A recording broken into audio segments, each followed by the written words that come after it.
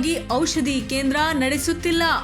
MGM ಆಸ್ಪತ್ರೆ ಆವರಣದ ಔಷಧಿ ಕೇಂದ್ರದ ವಿರುದ್ಧದ ಆರೋಪ ಸತ್ಯಕ್ಕೆ ದೂರ. ಟಿಎಪಿಸಿಎಂಎಸ್ನ ಸ್ಪಷ್ಟನೆ. ಎಂಜಿಎಂ ಆಸ್ಪತ್ರೆ ಆವರಣದಲ್ಲಿ ಟಿಎಪಿಸಿಎಂಎಸ್ ಸಂಸ್ಥೆಯಿಂದ ಅನಧಿಕೃತವಾಗಿ ಔಷಧಿ ಕೇಂದ್ರ ನಡೆಸಲಾಗುತ್ತಿದೆ ಎಂಬ ಆರೋಪಕ್ಕೆ ಇದೀಗ ಸಂಸ್ಥೆ ಸ್ಪಷ್ಟನೆ ನೀಡಿದೆ. ಯಾವುದೇ ಪ್ರಭಾವಿ ರಾಜಕಾರಣಿಗಳ ಆಶ್ರಯದಲ್ಲಿ ಔಷಧಿ ಅಂಗಡಿ ನಡೆಸುತ್ತಿಲ್ಲ.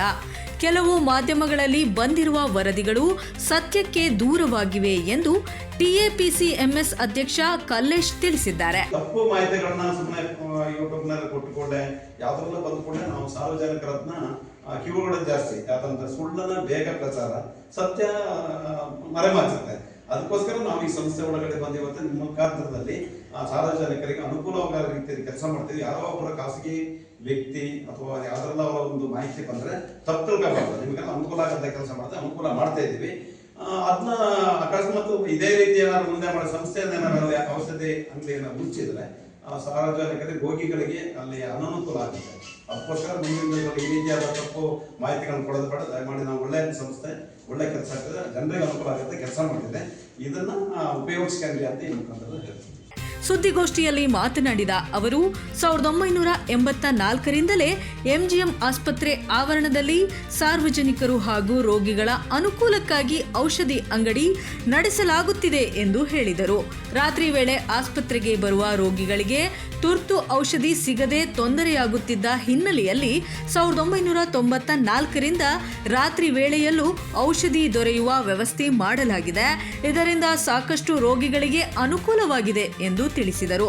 ಇನ್ನು ಔಷಧಿ ಕೇಂದ್ರವನ್ನು ತೆರವುಗೊಳಿಸುವಂತೆ ಖಾಸಗಿ ಔಷಧಿ ಅಂಗಡಿ ಮಾಲೀಕರು ನ್ಯಾಯಾಲಯದಲ್ಲಿ ದೂರು ದಾಖಲಿಸಿದ್ದರು.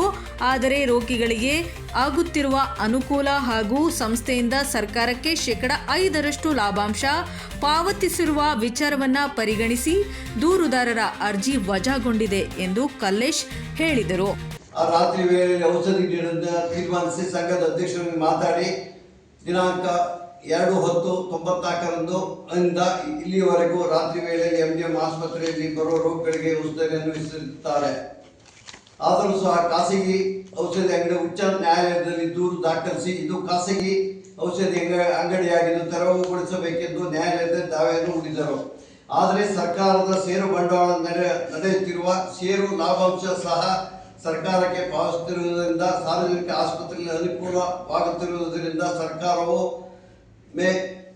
ಟಿಎಪಿಸಿಎಂಎಸ್ ಲಿಮಿಟೆಡ್ ಔಷಧಿ ಅಂಗಡಿಯನ್ನು ಎಂಜಿಎಂ ಆಸ್ಪತ್ರೆ ಆವರಣದಲ್ಲಿ ನಡೆಸಲು ಅನುಮತಿ ನೀಡಿರುವುದನ್ನು ನ್ಯಾಯಾಲಯದಲ್ಲಿ ಇವರ ಅರ್ಜಿಯನ್ನು ವಿಲೇವಾರಿ ಮಾಡಿರುತ್ತದೆ. ಆದರೂ ಸಹ ಖಾಸಗಿ ಔಷಧಿ ಅಂಗಡಿ ಉಚ್ಚ ನ್ಯಾಯಾಲಯದ ಸದಸ್ಯ ಪೀಠಕ್ಕೆ ದೂರು ಸಲ್ಲಿಸಿ ಈ ಔಷಧಿ ಅಂಗಡಿ ನಮ್ಮ ವ್ಯಾಪಾರಕ್ಕೆ ತೊಂದರೆ ಆಗುತ್ತಿರುವುದೆಂದು ಉಚ್ಚ ನ್ಯಾಯಾಲಯದಲ್ಲಿ ಕೋರಿದರು. ಆದರೆ ಚಿಕ್ಕಮಗಳೂರು ಜಿಲ್ಲಾಸ್ಪತ್ರೆ ಆವರಣದಲ್ಲಿರುವ ಔಷಧಿ ಅಂಗಡಿಯ ಮಾದರಿಯಲ್ಲಿ ಇಲ್ಲೂ ಕೂಡ ಜನರಿಕ್ ಔಷಧಿಗಳನ್ನು ಕಡಿಮೆ ದರದಲ್ಲಿ ಸುಮಾರು ಅರ್ಧ ಬೆಲೆಗೆ ಮಾರಾಟ ಮಾಡಲಾಗುತ್ತಿದೆ ಎಂದು ಅವರು ತಿಳಿಸಿದರು. ಜನರಿಕ್ ಔಷಧಿ ಲಭ್ಯವಿಲ್ಲದ ಸಂದರ್ಭದಲ್ಲಿ ಮಾತ್ರ ಅಗತ್ಯವಿರುವ ಬ್ರಾಂಡೆಡ್ ಔಷಧಿಗಳನ್ನು ತರಿಸಲಾಗುತ್ತದೆ. ವೈದ್ಯರಿಗೆ ಕಮಿಷನ್ ನೀಡಲಾಗುತ್ತಿದೆ ಎಂಬ ಆರೋಪವು ಸತ್ಯಕ್ಕೆ ದೂರವಾಗಿದೆ ಎಂದು ಸ್ಪಷ್ಟಪಡಿಸಿದರು. ರೋಗಿಗಳ ಅನುಕೂಲಕ್ಕಾಗಿ ಕಾರ್ಯನಿರ್ವಹಿಸುತ್ತಿರುವ ಔಷಧಿ ಕೇಂದ್ರದ ವಿರುದ್ಧ ಕೆಲವರು ಅಪಪ್ರಚಾರ ಮಾಡುತ್ತಿದ್ದು, ಇದರಿಂದ ಸಾರ್ವಜನಿಕರು ಹಾಗೂ ಮಾಧ್ಯಮದ ದಾರಿ ತಪ್ಪಿಸುವ ಪ್ರಯತ್ನ ನಡೆಯುತ್ತಿದೆ ಎಂದು ಟಿಎಪಿಸಿಎಂಎಸ್ನ ಅಧ್ಯಕ್ಷ ಕಲ್ಲೇಶ್ ಆರೋಪಿಸಿದರು. ಸುದ್ದಿಗೋಷ್ಠಿಯಲ್ಲಿ ಟಿಎಪಿಸಿಎಂಎಸ್ ಉಪಾಧ್ಯಕ್ಷ ಗಣೇಶ್, ನಿರ್ದೇಶಕರಾದ ಗಜೇಂದ್ರ ಕೊಟ್ಟಿಗೆಹಾರ, ಚಂದ್ರೇಶ್ ಮಗ್ಗಲಮಕ್ಕಿ ಹಾಗೂ ವ್ಯವಸ್ಥಾಪಕ ನಿರ್ದೇಶಕ ವಿವೇಕ್ ಉಪಸ್ಥಿತರಿದ್ದರು. Public 18 Kannada news desk, Mudigere.